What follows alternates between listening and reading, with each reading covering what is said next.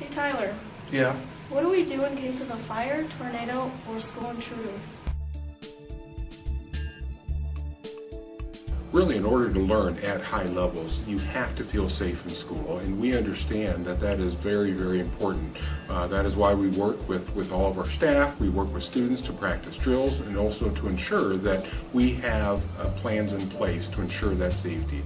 However, students do play a large part in making sure everybody does feel safe.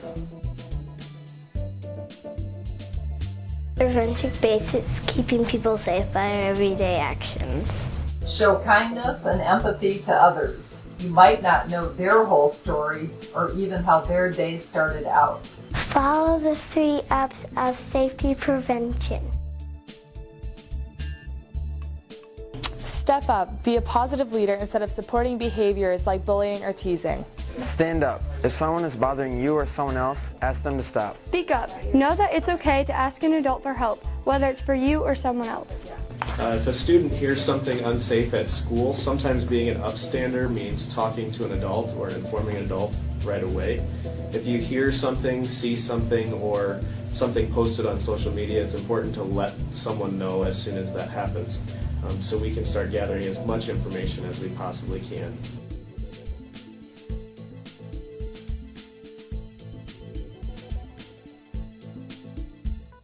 One of the ways that we prepare for emergencies is to practice.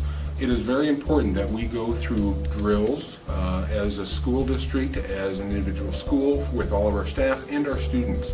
We work really closely with all of our emergency preparedness agencies across our community, with fire and our police, as well as our emergency management. It is important that as you go through drills, you follow the directions and the lead of your teachers as they will help lead you through the process. Before an emergency occurs, students should be paying attention to those drills. They should practice those as if their lives depend on it, because at some point in time their lives may depend on that. They should pay attention to what the teacher is telling them. They should read over those skills and plan for an appropriate action. If the teacher is out of the room, the students should know how to react to a fire or other emergency that they might have in that room and be ready to go.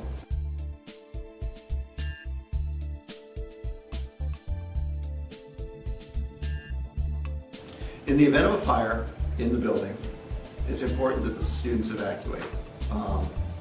Should a fire occur that might block an exit, they need to be prepared and understand where another way out might be for them. And they need to think about that a little bit ahead of time. It's no different than being at your own home. You practice 2 ways to get out of your house. The same thing should hold true when you're at your school. Be prepared and be ready to go.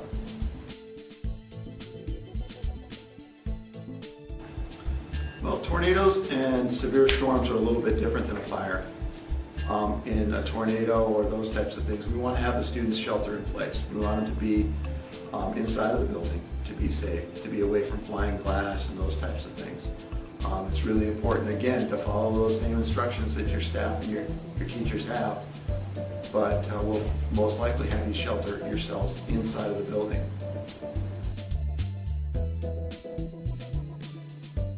Shelter in place is something we practice where you stay indoors. Oftentimes you're allowed to move within the building, but for that time and until we gather any more information, shelter in place would be staying in that building, possibly in your classroom or wherever you may be at that time within the school buildings.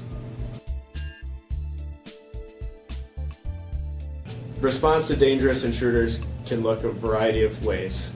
The first thing to remember is to listen to your teacher for appropriate directions. If they say run, get as far away from that place as you possibly can to a designated rally point.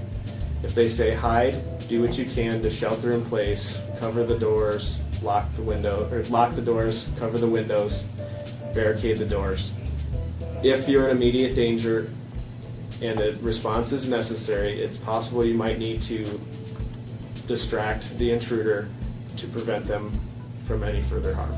Social media can be very useful during an emergency. Events happen fast and situations change quickly. It's important to have accurate information and to keep in mind that family is going to be looking for that information. We hope that people would stay away from posting on social media during an emergency, but we know that it is possible. So make sure if posts go out or text messages go out, that it's the facts and not rumors, not what you've heard, what somebody told you happened. An emergency, even one that's unlikely to occur, we certainly want everybody to follow the directions of their teacher and the adults within the room, but also to understand what you can do as a student to not only prevent emergencies, but be proactive to make sure that emergencies and actions don't occur. Thank you very much for watching this and being involved in making all of our schools safe and secure.